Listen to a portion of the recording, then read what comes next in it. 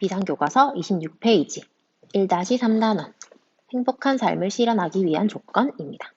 생활 속 이야기는 행복한 삶을 위한 조건과 관련해서 필요한 조건들을 마인드맵에 그려보는 거예요. 그래서 여러분들이 한번 그려볼 수 있을 것이고요. 우리는 밑에 있는 학습 계획하기를 같이 보겠습니다. 다음에서 알고 있는 것에 체크표를 하고 빈칸에 알맞은 말을 넣어 학습 목표를 완성해 보자 라고 했습니다. 아래쪽에 있는 내용 박스 안에 있는 민주주의, 행복한 삶, 통합적 관점과 관련한 내용들을 우리는 오늘 수업을 하게 될 겁니다. 학습 목표는 첫 번째, 행복한 삶을 실현하기 위해 필요한 조건들을 통합적 관점에서 제시할 수 있다. 두 번째, 행복의 실현 조건인 질 높은 정주 환경, 경제적 안정, 민주주의의 실현, 도덕적 성찰을 설명할 수 있다. 입니다. 다음 페이지로 넘어가서 행복의 조건은 단순하지 않다. 생각을 열며 이야기를 한번 보겠습니다. 그리스 신화에 나오는 미다스 또는 마이다스라고 얘기를 하는 이 왕은 황금을 더 많이 가지면 행복해질 것이라고 믿었어요. 그래서 신은 그의 소원을 들어줘서 그가 만지는 건 전부 다 금이 되게 해줬습니다. 그런데 이 미다스 왕이 사랑하는 딸을 만졌어요. 이 사랑하는 딸마저 금덩이로 변해버리자 그는 행복해지지 않고 슬픔에 빠지고 말았습니다. 이 이야기에서 우리들이 얻을 수 있는 행복에 관한 교훈은 황금과 같은 그런 물질적 조건, 물질적 가치만으로는 우리가 행복한 삶을 살 수 없다라는 것을 알 수가 있어요. 아래쪽에 본문 내용 보겠습니다. 복합적인 행복의 조건. 사람들에게 자신이 행복하기 위해 무엇이 필요한지 묻는다면 사람들은 각자 다양한 조건들을 이야기를 할 거예요. 그 중에서 우리 인간이 행복한 삶을 누리기 위해 필요한 보편적인 조건은 무엇일까? 여러 가지가 있지만 우리는 4가지를 살펴보겠습니다. 첫 번째로 의식주와 같이 기본적인 경제 조건. 두 번째, 안전한 삶의 공간. 이런 것들이 갖추어지지 않으면 우리는 인간다운 삶을 살기가 어려워요. 그리고 또한 정치적으로 법치주의의 원리에 따른 민주적 절차와 참여가 보장되지 않으면 자유와 평등이 보장된 삶을 누릴 수가 없어요. 이런 게 있어야 우리가 행복감을 느낄 수 있습니다. 거기에 더불어 사회 구성원들이 옳고 그름에 대한 올바른 가치관을 공유하고 이를 실천하는 풍토가 조성되어지지 않으면 이기주의가 팽배하고 갈등이 만연하게 되기 때문에 공동체가 어려워질 수 있어요. 결국 인간이 행복해지기 위해서는 여러 가지 다양한 측면들을 모두 고려해야 합니다. 중간에 법치주의라는 단어가 나오는데 법치주의는 국가가 법에 의해 통치를 해야 한다라는 이야기입니다. 정치 원리 중 하나고요. 국회는 입법기관이라고 우리 중학교 때 배웠을 거예요. 국회에서 만든 법률 따르지 않고는 국가가 국민의 자유나 권리를 제한하거나 의무를 부과하면 안 된다. 그럴 수 없다라는 원칙입니다. 아래쪽에 통계 속의 사회 보겠습니다. 다양한 행복지수로 본 대한민국 국민의 행복 정도입니다. 다음과 같이 세계 각국에서 활용되는 다양한 행복지수를 통해 행복의 조건을 유추해 볼 수 있다라고 되어 있어요. 다양한 행복지수로 본 한국인의 행복 정도를 하나씩 살펴보겠습니다. 첫 번째로 긍정적 경험 지수입니다. 143개 국가에 15세 이상 1000명을 무작위로 선정해서 어제 잘 쉬셨어요? 많이 웃으셨어요? 타인에게 존중을 받았습니까? 재밌는 걸 배웠어요? 그 과정에서 얼마나 즐거웠습니까? 라는 질문들을 통해서 사람들의 긍정적인 경험을 수치화했어요. 그랬더니 우리나라는 143개 국가 중에 118위를 차지를 했습니다. 순위가 굉장히 낮아요. 두 번째로 더 나은 삶 지수입니다. 전 세계 34개 경제개발협력기구, OECD 회원국가, 러시아, 브라질을 대상으로 해서 총 36개 나라죠. 주거, 소득, 직업, 공동체, 교육, 환경, 건강, 시민 참여, 삶의 만족도, 안전, 일과 삶의 균형 이 등등의 11개 부문을 평가해서 삶의 질을 가늠했어요. 그랬더니 우리나라는 36개 국가 중에 25위를 차지했습니다. 세 번째로 인간개발주의입니다. 인간다운 생활을 영위하기 위한 조건들이 얼마나 갖추어져 있나예요. 이러한 인간개발지수 HDI는 1998년 노벨 경제학상 수상자인 인도의 아마르티아 센과 같은 경제학자들이 개발한 지표이고요. 실질 국민소득, 문맹률, 평균 수명 같은 것들을 종합해서 산정한 것으로 객관적인 삶의 질을 측정하는 지표로 활용이 돼요. 이 지표에서 우리나라는 187개 국가 중에 15위, 굉장히 높은 순위를 차지하고 있습니다. 다음으로 어디서 태어날까 지수입니다. 영국의 굉장히 유명한 잡지사인 이코노미스트의 조사에서 발표한 지수예요. 전 세계 80개국을 대상으로 건강, 안전, 기회, 지리적 특성, 문화적 성격, 기대 수명, 이혼율 같은 것들을 고려한 가족 행복도 등 11개 항목에 대한 만족도를 조사해서 순위를 정했더니 우리나라는 80개국 중에서 19위를 차지하고 있습니다. 이러한 여러 가지 행복 지수를 보고 우리나라 사람들의 행복 정도를 이야기해 보겠습니다.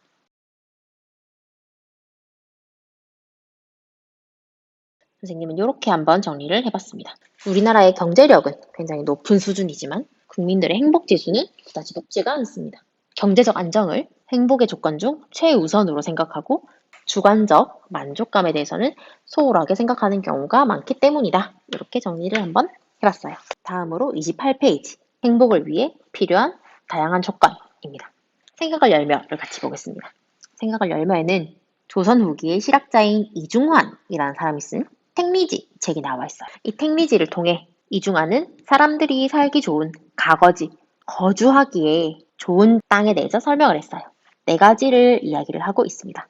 첫 번째로는 풍수 지리적으로 좋은 땅에 해당하는 지리가 좋은 곳에 사는 게 가장 좋다. 두 번째로 지리를 충족하지 못하면 생업을 이을 만한 넓은 들이 있는 생리가 중요하다. 그래서 농사가 잘 된다거나 아니면 교통이 편리해서 물자가 왔다 갔다 잘하는 곳이 좋다. 위에 있는 지리와 생리 조건을 만족하지 못하면 그 다음으로는 그 마을에 사는 사람들의 풍속인 인심이 좋은 장소가 좋고 이것도 만족하지 못한다면 풍류라도 즐길 수 있어야 한다. 산수가 좋아야 한다. 라고 했습니다. 물론 이 4가지가 다 충족이 되면 정말 좋겠죠. 그래서 사람이 살기 좋은 곳은 좋은 자연 환경을 갖추고 생산 활동으로 이익을 얻을 수 있어야 하고 사람들의 인심이 좋고 경치가 좋은 곳이다 라고 이야기를 해줬습니다.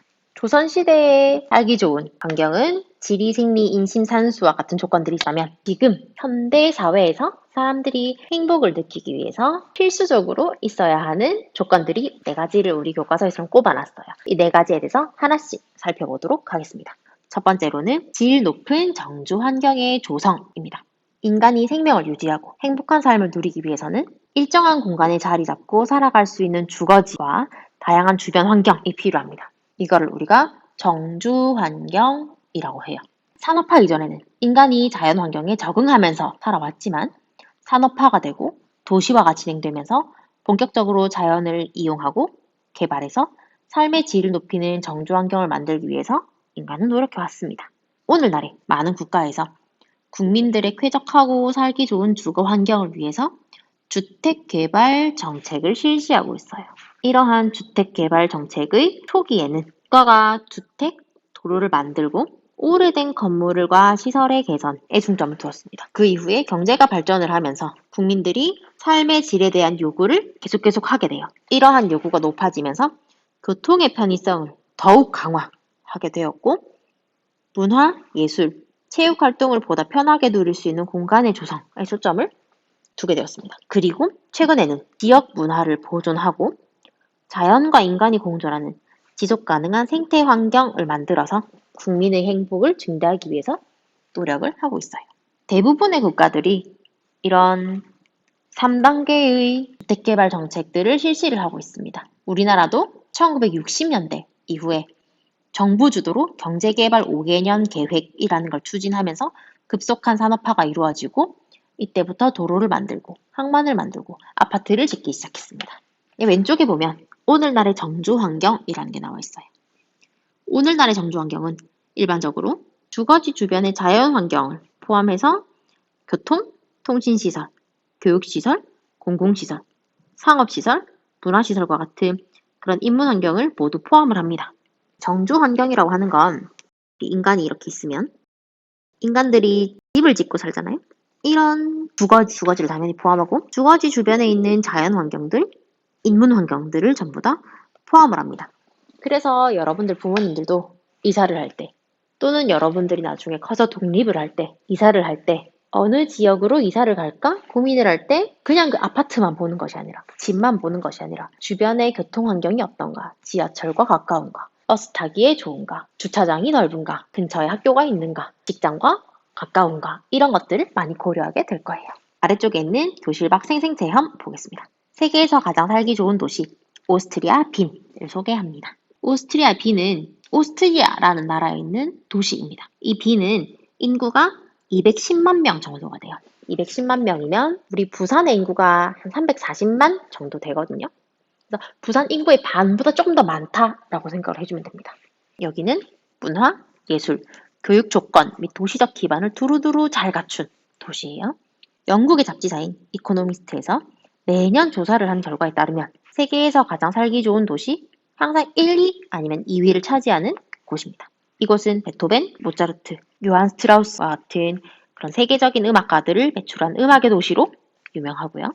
또한 역사적인 건축물들이 잘 보존되어 있고 공원과 숲이 잘 조성되어 있으며 박물관도 많아서 시민들이 여가 활동, 예술 활동을 즐길 수가 있습니다.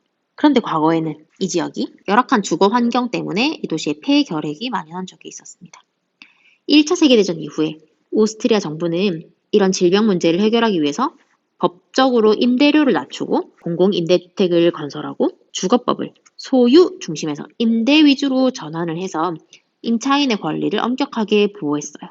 그리고 초등학교부터 대학교까지 무료로 공부할 수 있도록 공교육 여건을 개선하고 지금은 초고령화 시대를 대비해서 지방정부에서 노인 개인에게 맞춤형 복지 서비스를 실시하는 등 노인의 삶의 질을 높이는 다양한 정책도 실시하고 있습니다. 그래서 살기 좋은 도시에 항상 순위권에 들어있다고 볼 수 있겠습니다. 우리 본문 중간에 이코노미스트에서 가장 살기 좋은 도시 순위를 매겼다고 했는데 이 이코노미스트는 매년 이런 조사를 해요. 그래서 5가지 종류, 분류를 가지고 문화 및 환경, 교육, 시설과 제도, 안전, 헬스케어 이렇게 5가지 분류와 조건을 기준으로 해서 이 분류들에 들어가는 30개 세부 항목을 평가해서 가장 살기 좋은 도시라는 순위를 매긴다고 합니다. 다음 페이지 넘어가서 29페이지에서는 삶의 질을 유지하기 위한 경제적 안정이라는 제목으로 나와 있습니다. 우리는 자본주의, 시장 경제 체제에 살고 있어요. 그렇기 때문에 물질적 조건은 인간이 행복할 수 있는 기본적인 토대가 됩니다. 경제 성장으로 인해서 국민 소득이 향상되면 의식주와 같은 인간의 기본적인 욕구뿐만 아니라 교육과 의료 혜택, 문화생활과 같은 사회 문화적인 요구까지 충족할 수 있어서 삶의 질이 높아져요. 그런데 국민 소득이 어느 정도 이상이 되면 사람들이 느끼는 행복감은 소득에 비례하여 증가하지는 않습니다. 오른쪽에 보면 가구 소득 수준별 삶에 대한 만족도가 나와 있습니다. 가로축은 소득이고요. 세로축은 삶에 대한 만족도예요. 그래서 보면 일정 수준까지는 사람들이 소득이 증가함에 따라 행복도가 올라갑니다. 까지 올라가죠. 그런데 일정 수준 이상이 되면 이 그래프가 계속해서 올라가는 게 아니라 좀 떨어지죠. 그래서 사람들은 소득이 적을 때는 일정 수준까지 소득이 올라갈수록 삶에 대한 만족도, 행복이 증가하지만 일정 수준 이상이 되면 돈이 많다고 해서 무조건 행복해지지 않는다라고 해요.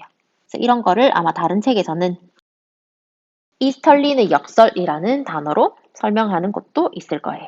우린 다시 본문으로 돌아와서 국민이 행복하기 위해서는 경제적 성장뿐만 아니라 경제적 안정도 필요합니다. 급속한 경제 성장 과정에서 사람들은 과도한 경쟁으로 인해서 스트레스에 시달리고 양극화로 인해서 사회적 박탈감도 경험하고 있어요. 또한 경제 위기 이후에 고용의 불안정성이 심화되면서 실업의 위험도 느끼고 있습니다. 이렇게 국민들이 느끼는 경제적 불안감이 커지면 삶에 대한 만족도는 낮아져요. 따라서 국가는 지속적인 경제 성장을 추구하면서도 실업 대책을 마련해서 일자리를 늘리기 위해서 노력해야 되고 복지제도를 강화하는 등 국민의 경제적 안정을 확보하기 위해서 노력을 하고 있고 노력을 해야 합니다. 교과서 아래쪽에 생각을 키우는 활동 보겠습니다. 제목은 지속 가능한 행복을 위해 마련되어야 할 경제적 조건에 대해서 이야기를 하고 있어요. 자료 1번의 제목은 학교에 가고 싶은 우간다 아이들입니다. 우간다는 아프리카 대륙에 있는 나라인데요. 1962년까지 영국의 지배를 받았던 식민지였습니다. 1962년에 영국으로부터 독립을 했어요.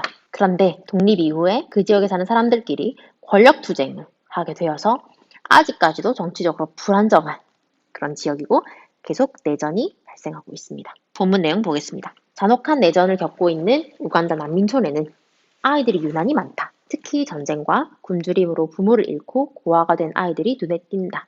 밤이 되자 한 무리의 아이들이 어둠을 뚫고 어디론가 가는 것이 보였다.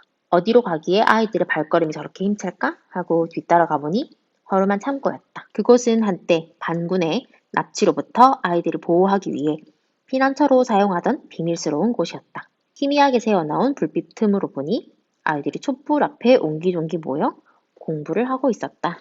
자료 1과 관련한 문제를 보겠습니다. 자료 1에서 우간다 아이들이 학교에 마음껏 다니기 어려운 경제적 원인을 말해보자 라고 있어요.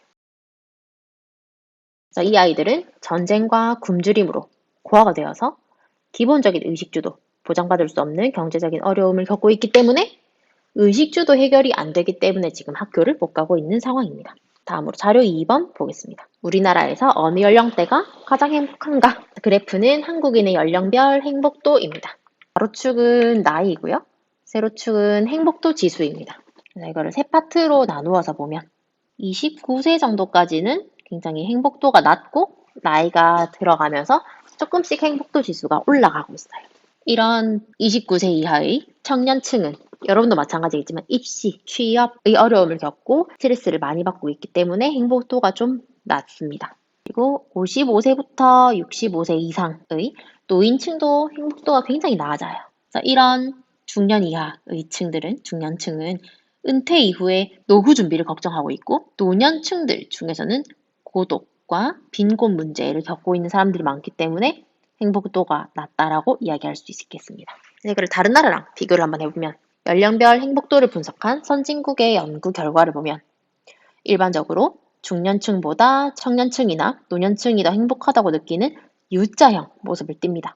청년층은 미래에 대한 희망이 있기 때문에 노년층은 열심히 일한 대가로 주어지는 여유로 인해서 이러한 현상이 나타나요. 그런데 우리나라 국민을 대상으로 한 조사 결과는 반대로 나타났습니다. 그럼 우리나라에서는 청년층과 노년층의 행복도가 굉장히 낮다 이런 이야기겠죠? 그래서 이런 이유와 방안에 대해서 이야기를 해보면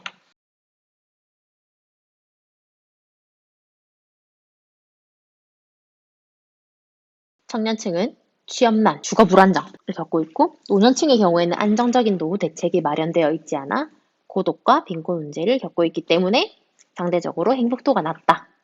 개선 방안으로는 국가가 일자리 문제, 주거, 생활의 안정을 보장을 하고 복지 정책을 지속적으로 확대해 나가야 한다. 라고 정리할 수 있겠습니다. 이어서 30페이지 보도록 하겠습니다. 제목은 시민 참여가 활성화되는 민주주의의 실현입니다. 독재 국가나 권위주의적인 정치가 이루어지는 국가에서는 정치 과정이 민주적으로 운영되지 않아서 국민이 기본적 인권을 누리기가 힘들어요. 그래서 국민들의 의사가 정치에 반영되기 힘들고 권력을 잡고 있는 소수의 사람들이 대다수의 국민들을 억압하는 정책을 펼 확률이 굉장히 높습니다. 이런 나라에서 사람들이 자신의 삶에 만족하고 행복감을 느끼기는 힘들어요. 그러나 이와는 반대로 민주국가에서는 시민이 민주적 제도를 통해 자신의 정치적 의사를 자유롭게 표출하고 이것이 정치 과정에 반영되어서 정책으로 시행이 되기 때문에 이런 과정을 거쳐서 시민들의 의사가 정치와 정책에 반영이 되게 되면 시민들은 자신의 삶에 만족하고 행복감을 느낄 가능성이 높게 됩니다. 그렇기 때문에 민주주의 국가에서는 주권자인 시민의 의사를 반영하여 정책으로 실현하기 위해서 의회제도, 복수정당제도, 권력분립제도와 같은 그런 민주적 제도를 갖추고 있어요. 여기에서 권력분립제도라고 하는 건 여러분들 중학교 때 아마 배웠을 건데 국가의 권력이 한 명의 개인이나 하나의 집단에 집중하지 않도록 권력을 나눈 거예요. 대부분의 나라에서는 입법부, 행정부, 사법부 이렇게 세 개로 나누어서 권력을 분립시켜서 각 부들이 서로 경쟁을 하도록, 감시를 하도록, 그리고 협력을 하도록 하는 제도입니다. 계속 이어서 보면 시민들이 자신의 권리와 의무, 정치 공동체에 대해서 이해를 하고 적극적으로 정치에 참여하는 정치 문화가 형성되어져 있습니다. 그래서 민주주의 국가에서 시민의 의사를 반영하기 위한 여러 가지 제도와 정책으로 의회제도, 복수정당제도, 권력분립제도 등등과 같은 민주적 제도도 있고 시민들이 적극적으로 정치에 참여하려고 하는 정치 문화도 형성되어져 있어요. 우리나라에서도 시민들은 가장 기본적인 정치 참여 방법인 선거라는 걸 통해서 자신의 정치적 의사를 표현을 합니다. 여러분들은 지금은 투표권이 없지만 19세가 되면, 만 18세가 되면 투표권이 부여가 돼요. 그래서 정당, 이익집단, 시민단체들의 활동에 참여를 하거나 집회, 시위와 같은 직접적인 의사표현 같은 것들을 통해서 국가의 정책과 활동에 대해서 자신의 의사를 전달할 수가 있습니다. 여기 있는 각 단체들을 보면 정당은 여러분들도 정치를 잘 알지는 못하지만 더불어민주당, 국민의힘, 정의당 등등과 같은 그런 당 이름을 들어본 적 있을 거예요. 그런 것들이 정당이고요. 이익집단은 이해관계를 같이 하는 사람들이 자신의 이익을 실현시키기 위해서 만든 단체입니다. 그래서 그들의 의사를 정부나 국회에 자기들의 의견을 제시를 해요. 대표적으로 변호사들이 모인 변호사협회, 의사들이 모인 의사협회 같은 것들이 있습니다. 시민단체는 시민들이 어떤 특정한 뜻을 가지고 모여서 행동을 하는 단체들이에요. 대표적으로 환경을 보호하기 위한 그런 시민단체들도 있고 복지를 위한 시민단체들도 있고 여러 가지 시민단체들이 있습니다. 우리 교과서 왼쪽에 있는 아리스토텔레스가 말한 바람직한 정치에 관한 내용을 잠깐 보고 넘어가겠습니다. 아리스토텔레스는 모든 사람들이 행복할 수 있는 바람직한 정치의 핵심은 공공의 이익을 추구하는 것이라고 생각을 했어요. 그래서 자기의 저서인 정치학이라는 책에서 사회 통합을 위해서는 매일의 생존에 쫓기지 않고 충분히 숙고하며 정치에 참여할 수 있는 중간계층이 많아야 하고 그러한 중간계층의 역할이 중요하다라고 이야기를 했습니다. 다음으로 교과서 아래쪽에 알아볼까요?를 같이 한번 보도록 하겠습니다. 제목은 시민 참여로 행복을 실현하는 스위스입니다. 스위스는 연방 국가 체제로 이루어져 있어요. 그래서 전국이 26개의 칸톤과 2,715개의 게마인데로 이루어져 있습니다. 칸톤이라고 하는 건 우리나라 도, 경상도, 강원도, 경기도, 전라도, 충청도 이런 도에 해당을 하고요. 게마인데라고 하는 거는 우리의 시나 군 정도로 생각해 주면 될 것 같아요. 부산시, 서울시, 대전시 이런 것들 있죠. 여러 개의 칸톤과 게마인데로 이루어져 있습니다. 이런 스위스는 1848년 내전 이후에 연방을 구성해서 합의제 민주주의를 지속적으로 발전시켜 왔어요. 지금까지 스위스에서 연방 단위로 시민 발의를 통해 통과된 주요 안건이 있는데 그런 것들로는 연방의회 비례대표제 선거 1918년에 있었고요. 직접 민주주의의 부활 1949년에 있었고 스위스의 국제연합 UN 가입과 관련한 2002년에 있었고 성범죄자 등에 대한 동신형 허용 2004년 기업 임원 최고연봉 통제 2013년 유럽연합인 EU 이민자 금지 2014년 등등이 있습니다. 2016년에 발의된 안건들 중에서 통과되지 못한 건 전 국민에게 월 300만 원 정도의 기본소득이라는 걸 지급하는 건이었어요.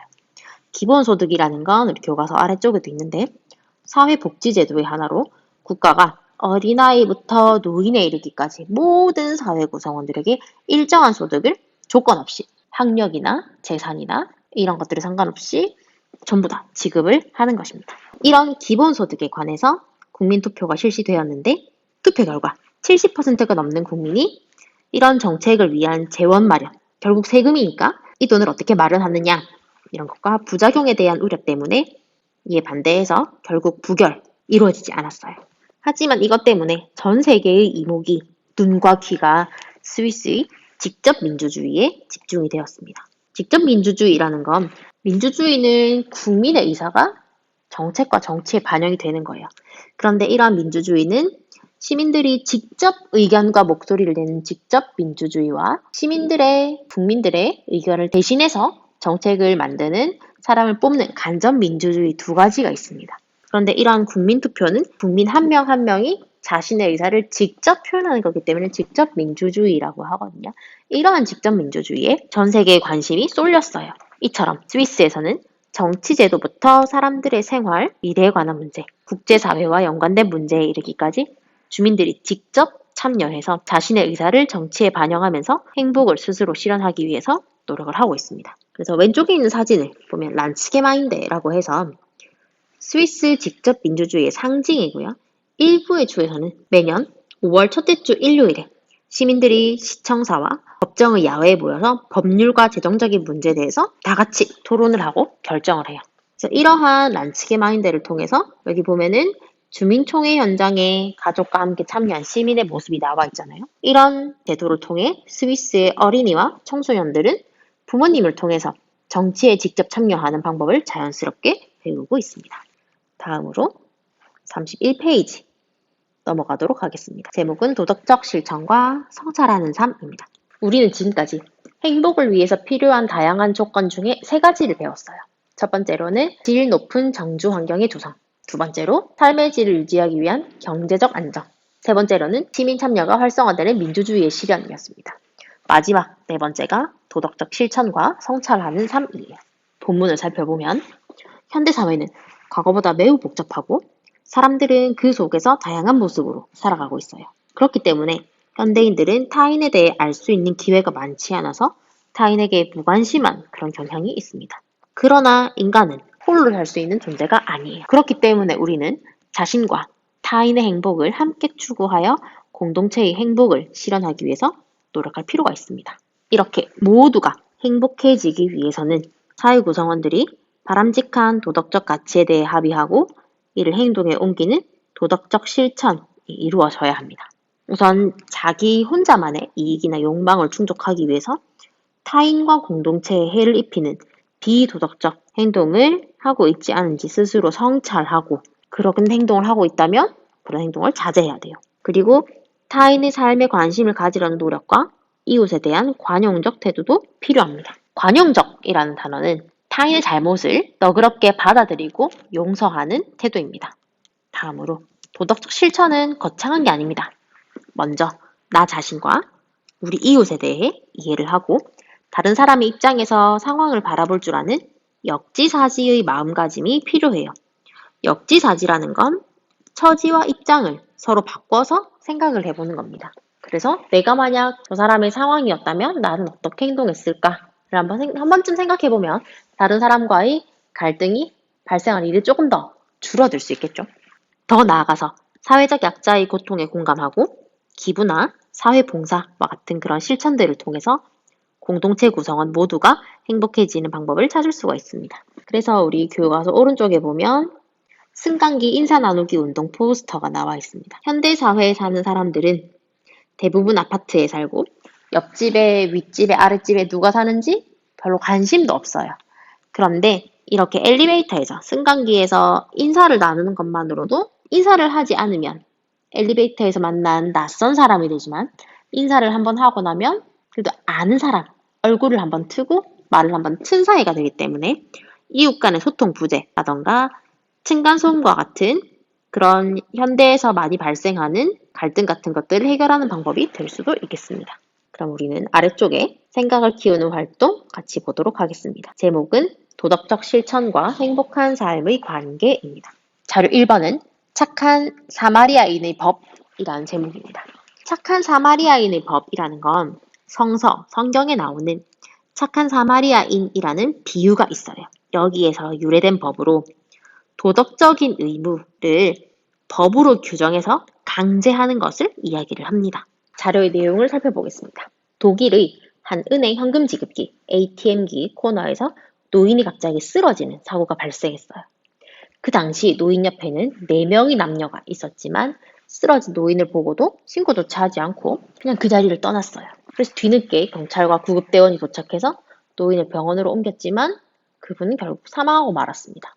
경찰은 현장에 설치된 폐쇄로 텔레비전 CCTV를 분석해서 그 현장에 있던 4명을 체포했어요. 이들은 독일 형법에 따라서 벌금이나 징역형에 처해질 것이라고 합니다. 이와 같이 자신에게 위험이나 피해를 초래하지 않는데도 불구하고 제3자의 위험을 고의로 무시하며 돕지 않는 사람에 대하여 처벌하는 법을 착한 사마리아인의 법이라고 이야기를 합니다. 자, 문제 1번 같이 보겠습니다. 자료 1번과 같은 법을 만들면 사람들의 도덕적 실천에 어떤 영향을 미칠까? 여러분들의 창의적인 여러 가지 대답이 나올 수 있겠지만 선생님은 이렇게 한번 정리를 해봤습니다. 법이라고 하는 건 최소한의 도덕이고 강제성을 띠게 돼요. 그래서 착한 사마리아인의 법이 제정이 된다면 사람들은 처벌을 피하기 위해서라도 이를 실천을 하게 될 것이다 라고 정리할 수 있겠습니다. 두 번째 자료 2번 보겠습니다. 제목은 도덕적 실천과 행복의 상관성입니다. 도덕적 실천을 통해 행복해질 수 있다고 생각하는 사람들은 삶의 목적인 행복이 자기 자신만을 만족시키는 단순한 쾌락이 아닌 인간다운 덕의 실현을 통해서 이루어진다고 봤어요. 그렇기 때문에 행복이라고 하는 건 도덕적 완성이나 다름이 없다라는 이야기입니다.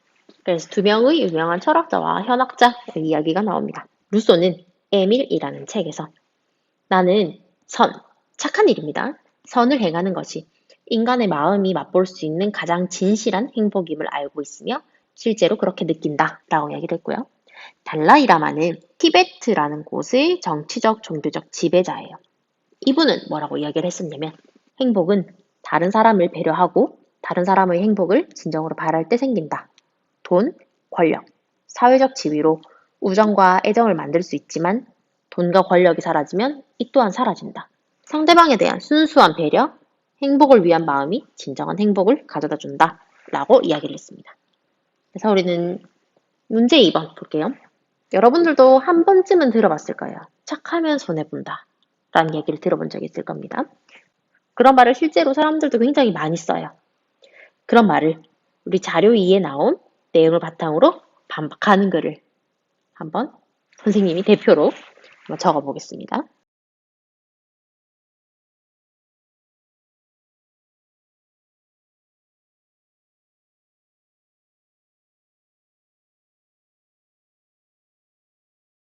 선생님은 이렇게 한번 정리를 해봤습니다. 착하면 손해본다 라는 말에는 수단과 방법을 가리지 않고 경쟁에서 이겨야만 성공할 수 있다고 보는 시각이 담겨 있다. 그렇지만 이런 부정행위들이 계속되면 결국 사회적 신뢰가 깨지고 규칙이 무의미해져 혼란과 갈등으로 공동체가 파괴될 위험이 있다. 따라서 서로를 존중하고 더불어 살아갈 때 더 행복해질 수 있고 공동체 전체의 이익을 가져올 수 있다는 점을 기억하고 도덕적 실천을 통해 모두가 행복한 공동체를 만들어야 한다. 선생님은 이렇게 한번 정리를 해봤습니다. 꼭 선생님이 쓴 말이 아니더라도 여러분들도 자료 위에 있는 표현과 생각들을 가지고 주어진 말에 대해서 반박하는 글을 한번 써봤으면 좋겠습니다. 여기까지 하면 우리 대단원 1단원인 인간, 사회, 환경과 행복이라는 단원에 대한 교과서 설명을 전부 마칠 수 있을 것 같습니다. 선생님 설명은 여기까지 하도록 하겠습니다. 수고하셨습니다.